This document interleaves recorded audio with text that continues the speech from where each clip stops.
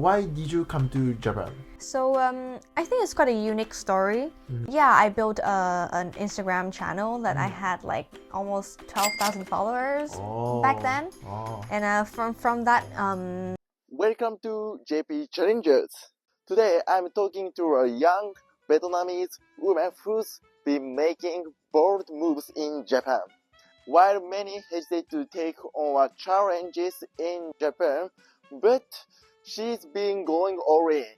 So let's check it together. Thank you for coming. Yes, thank you Thank you. for inviting me. Yeah. So I want you to introduce yourself. What is your name? My name is Njia, and I'm from Vietnam originally. Oh, thank you. What do you do for a living now? So I'm working for a Japanese company in a department called Jinji Honbu Kikaku Group. So I do like human resources planning for the company, basically. Oh, thank you. How long have you worked in your company? I've been working for almost like 7 months. Oh, 7 months? Yes, so I graduated like last year in September. I was in Nagoya for university for 4 years, and then I graduated last year and then started working since October Oh, nice. 2024. So it's like a freshman. Freshman, yes. Yeah. Shinsotsu. Thank you. So I want you to interview about your challenge. So why did you come to Japan? Why did I come to Japan? So I think it's quite a unique story. I first came here as an exchange student. Exchange student. So yes, I was on an exchange. I found that the curriculum at that time and also my time in Japan was really fun. I see. You've experienced a lot of things in your student day. So what kind of activities did you do? Oh, in my university days? Yeah, in your university days. So I was involved in quite some different stuff. I was in a student organization where I kind of like organized different cultural activities for international students and Japanese students to interact. And I was also doing like Model United Nation or MUN. I think a lot of people know that, like Mohikokurin in Japanese. And I was the Secretary General for the last year one. So I was involved in that as well. And outside of school, I was in like an organization called the Vietnamese like Youth Association. Youth Association? Yes. So I was involved in like, also like planning a lot of events for the Vietnamese communities in Japan, especially in the Tokai region. So like Aichi, I think Shizuoka, like Gifu, like those prefectures. And of course, I also do like part-time jobs as well. Part-time job. Yes. Before I heard you worked as a like an influencer, as a how do I say fitness model. Especially what did you do? So I was not a fitness model, but I was kind of like a personal trainer.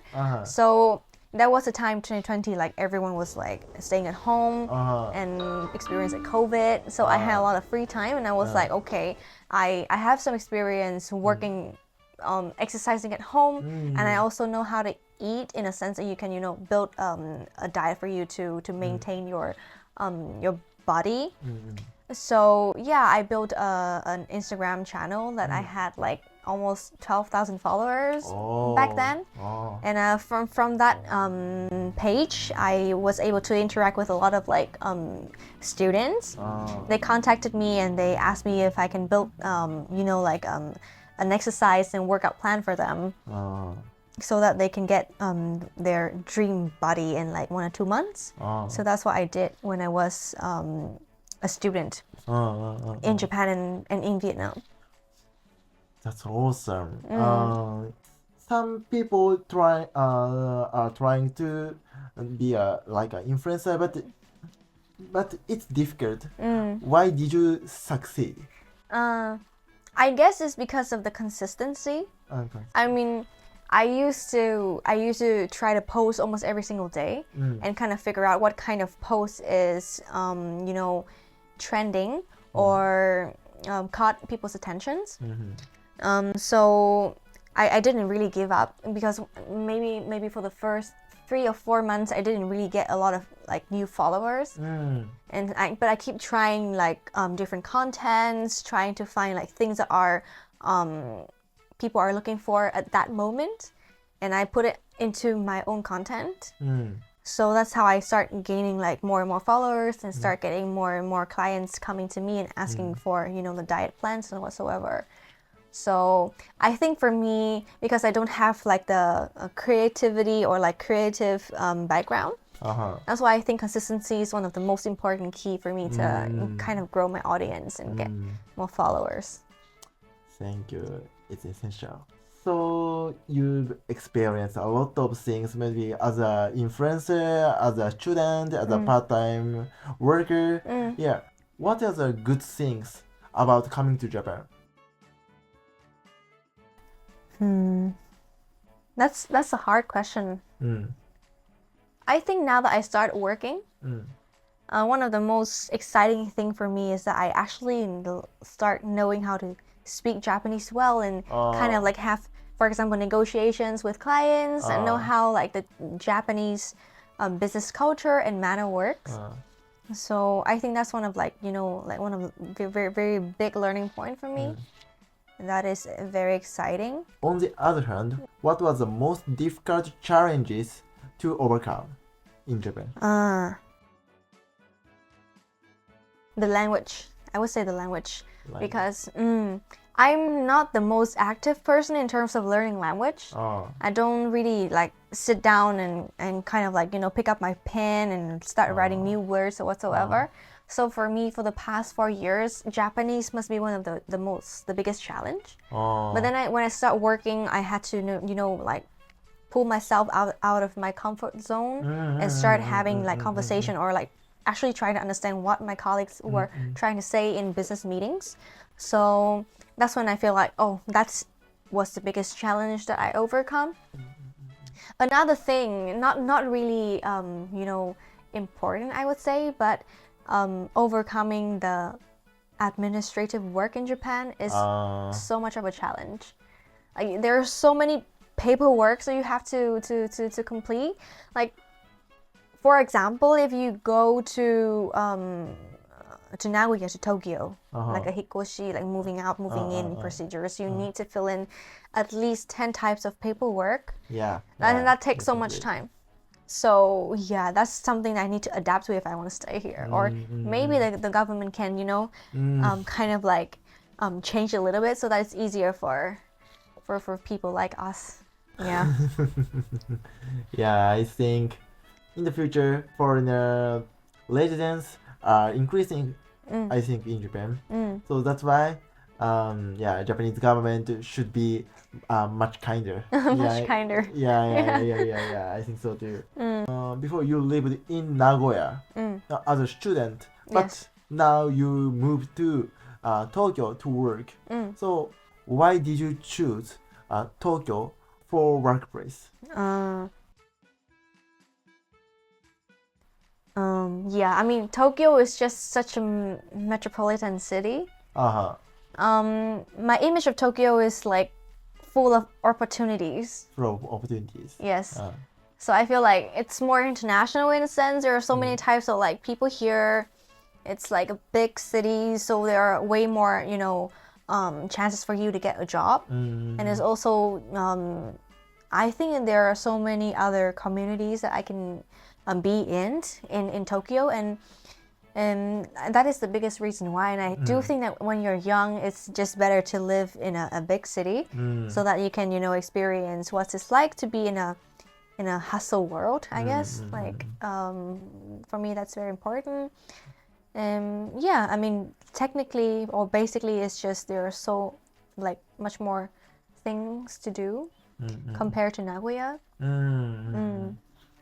I think so too. And you're from Hanoi. I'm from Hanoi. Yeah, yes. that's why Hanoi is capital in Vietnam. Yes. So that's why maybe it's similar. Yeah. Yeah, I think. Yeah. Hanoi is not much of a big city compared to Tokyo, but it's also very bustling. It's crowded everywhere, and people going to places every single day. Things open late until midnight. So in a sense, I'm used to that environment where everything is vibrant and people are everywhere. So it's also a big part of me why I want to choose to stay and live in Tokyo and try to challenge myself with something bigger. Because Nagoya is also a very big city. It's the third biggest city in Japan, right? But I'm not being mean to Nagoya, okay? But it's nothing compared to Tokyo. So yeah, just want to try challenging myself in a different city. It's still within Japan, but it's very different. Yeah. You said you plan to study in other country in the future? Yes. So that was one of my plans. I still want to take a master. My imagination would be somewhere in Europe. I haven't really decided when I would go. At first, I want to go after I graduated from university, but now that I started working, I feel like maybe it's better for me to work for a little while and kind of decide what major or what kind of industry I want to get into in the future, and then specialize myself in those fields. Before getting into any kinds of master or PhD, if that's possible. After getting a master, are you planning to come back to Japan or other country? I want to, yes. Oh, really? Yes, I want to. If there's an opportunity, I just want to stay in Europe and try to explore the other side of the world for a little while. But I feel like Japan is somewhere I will want to come back and maybe start working for a little while more. So yeah, that's the ideal kind of plan. You stay here for a while, you come to other countries, kind of refresh your mind out of the country, like Japan, and then come back to have a fresher look, to appreciate Japan more, for example. And then decide where I will be 10 years later, for example. Maybe in Vietnam, maybe in Singapore, maybe in Australia, who knows. I see. On the other hand, maybe the part of salary, maybe Europe or US or maybe much higher. Much higher, yeah. I think, but you may choose Japan to work. Yeah, I think Japan has its downsides. The wages are not that good compared to other countries, especially US, UK, but the living standard or the safeness of the country is very good. I think even until now, Japan is still one of the most ideal places I want to stay and contribute myself to the country, my own country, and the society. So lastly, I want you to share two things. At first, please tell me what you are currently challenging yourself. Currently challenging myself. It's not related to work whatsoever, but anything is fine. Yeah, anything fine. So I think I've been getting more and more serious with badminton. I've been practicing quite a lot recently, and not just playing any random games, but I also go for some trainings. And I've also tried to participate into more tournaments, so that I can also try to get used to being in a competition and trying to get more professional in terms of badminton, because I really like sports, and I think playing some kind of sport is just really fun because it's also a way to connect with other people, share interests, and it's just with this kind of busy world where you have to work a lot, right? Badminton is kind of a stress releaser for me every weekend. So yeah, that's something I want to challenge myself, winning more competition and getting better at badminton in near future. So last one, what is your dream? What is my dream? Yeah. I don't know. I think I've told this to a lot of people, but I want to have my own empire. In a sense that I want to build something for myself, have my own business, whether it be big or small, and I want it to have a certain kind of impact to the society. in a sense that maybe I can help more people. I can inspire more people to, for example, come to me and work for me, and also feel inspired by what I do. So that would be really fun for me, and that I think that's my dream to build a business and have impact. Okay. Thank you for your time. Thank you so much. Yeah. Thank you. 終わった。